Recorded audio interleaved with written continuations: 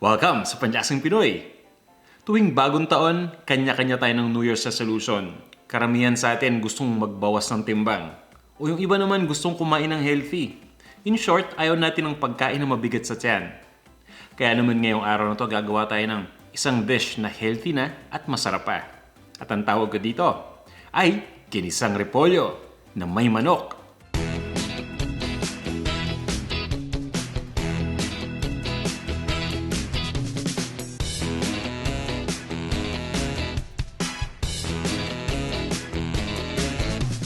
Ito yung mga ingredients na gagamitin natin para dito sa dish na to. Cabbage o repolyo. Ito naman yung boneless chicken breast na nahiwa na natin. Red and green bell peppers. Gagamit din tayo dito ng sibuyas, ng bawang, ng oyster sauce, at ng Knorr Chicken Cube. Bukod dito, kailangan natin gumamit ng tubig, ng mantika, ng salt at ng ground black pepper. At ito naman yung kumpletong lista ng mga ingredients, kasamang sukat ng bawat isa.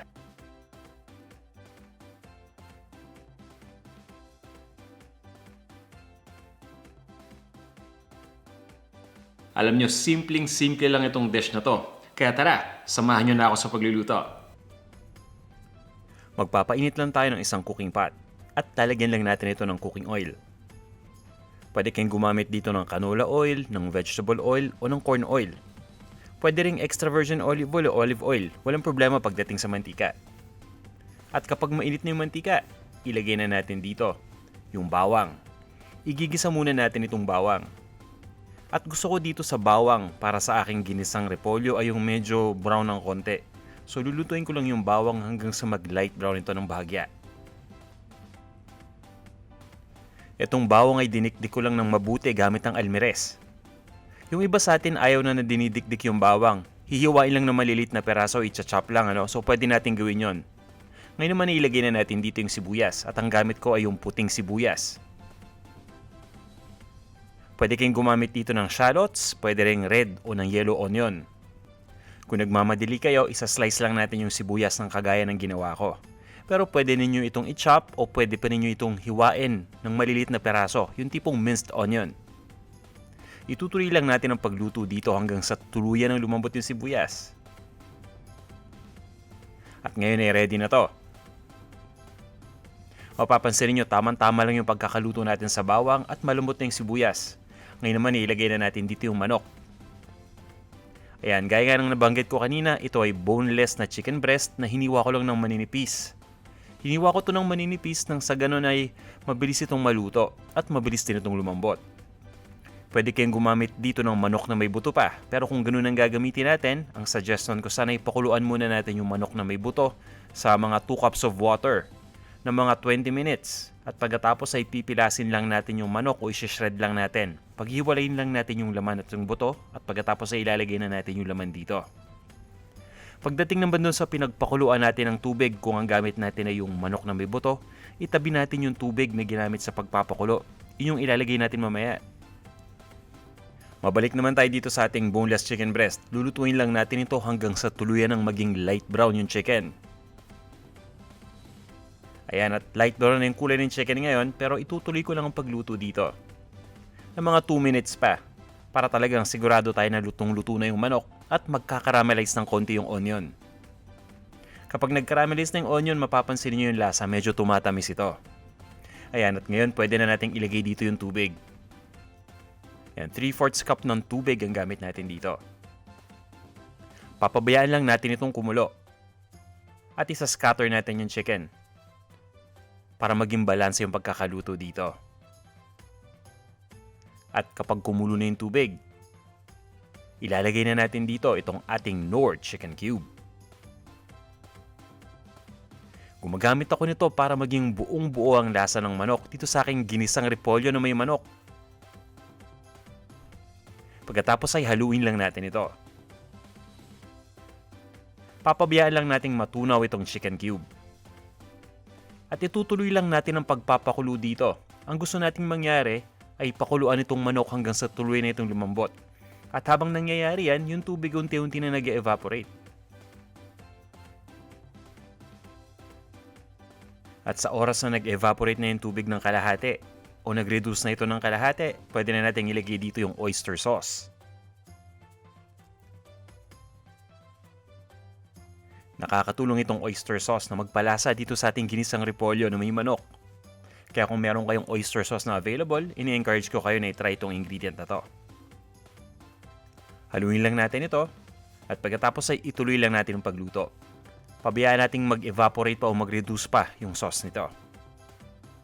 At kapag nag-reduce na yung sauce, pwede na nating ilagay dito yung repolyo o yung cabbage. Ito yung na-chop na natin kanina. Ang gamit ko dito yung maliit na repolyo na hinati ko lang. So ito yung half ng isang maliit na repolyo. At pagkatapos ay chinop ko lang ito. Haluin lang natin ito. Siguraduhin lang natin na na-mix na natin kanina yung manok na ginisa natin dito sa repolyo. Itong gamit nating repolyo ay yung pangkaraniwan. Ito yung kadalasang nabibili natin sa mga palengke o sa mga supermarket.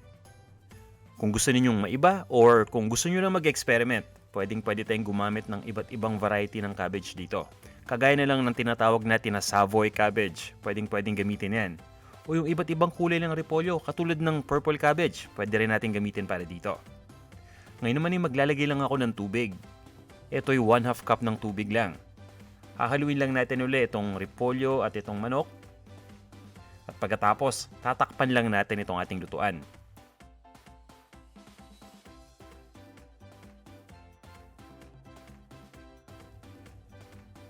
Lulutuin lang natin ito ng 5 minuto pa habang nakatakip.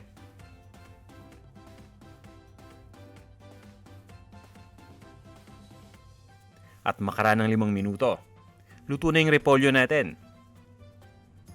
Haluin lang natin ulit ito at pagkatapos ay ilagay na natin yung mga ingredients pa.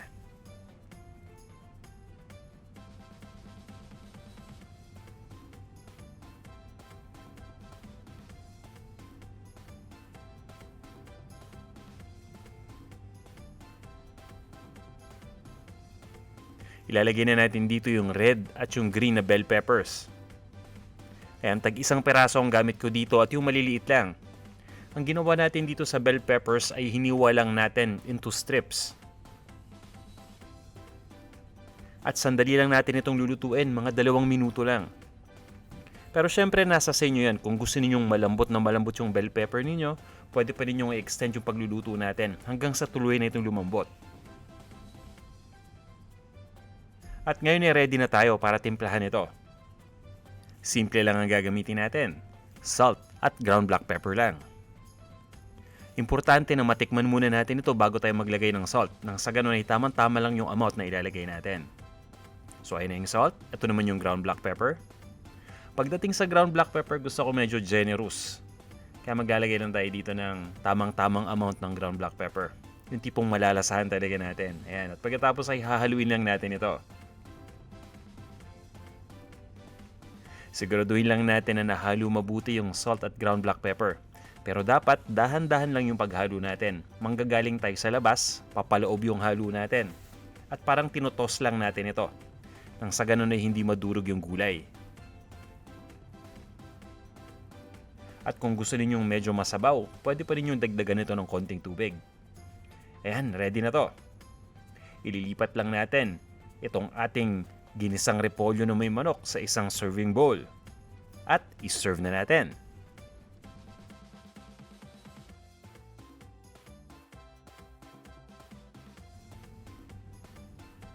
Ito na ang ating ginisang repolyo na may manok. Ito na yung ating ginisang repolyo na may manok o yung ginisang repolyo with chicken. Naamoy ko na kagad yung chicken at yung oyster sauce. Ang bango. Ngayon, tikman na natin to. Pagsasabay na natin yung repolyo, yung manok, pati na rin yung bell pepper.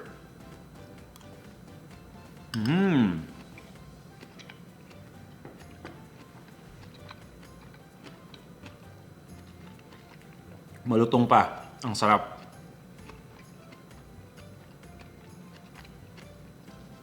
Tamang-tama yung pagkakalambot ng chicken. Ang kagandahan dito sa ating niluluto, hindi kailangan lutuin ng matagal yung manok para lumambot. Dahil hiniwanan natin ito ng maninipis na peraso. Nakakatulong yan para lumambot kagad yung manok. Grabe. Gusto ko to.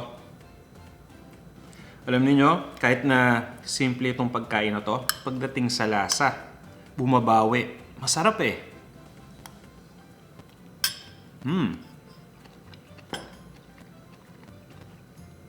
Samahan nyo to ng kanin, okay na okay. Pero kahit walang kanin, okay rin.